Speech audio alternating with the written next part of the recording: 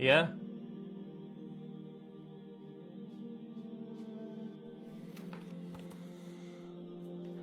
Бекзат жұмыста ма? Иә, жұмыста.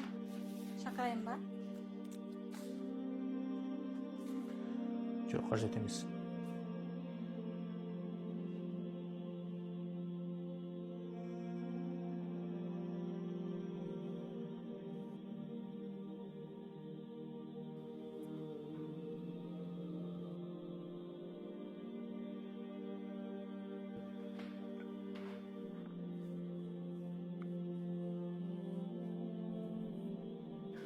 Анашым умра сапарына жіберуге нәсіп етіңдер. Сәлеметсіз бе, Михраб Travel компаниясына қош келдіңіз. Сәлеметсіз бе? Умраға сертификат керек еді.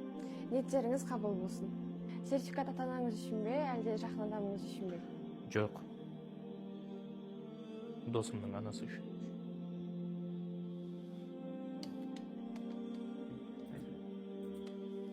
Болат мырза, сіздің сертификатыңыз.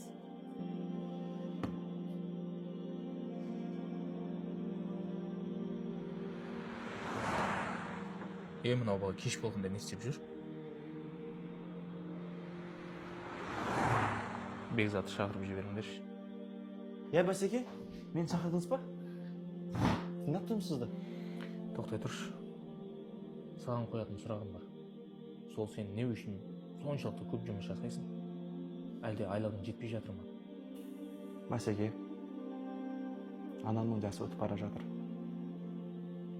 Жақындарым, достарым барлық анасына умра беріп жатыр. Мен оларға не кемшілігім бар? Сол себептен тынбай жұмыс істеп жатырмын. Маңдай термен тапып, анамды умраға жіберіп, олардың дуасын алуға аз қалды. Иә, шынымен де аз қалды. Құттықтаймын, Бекзат.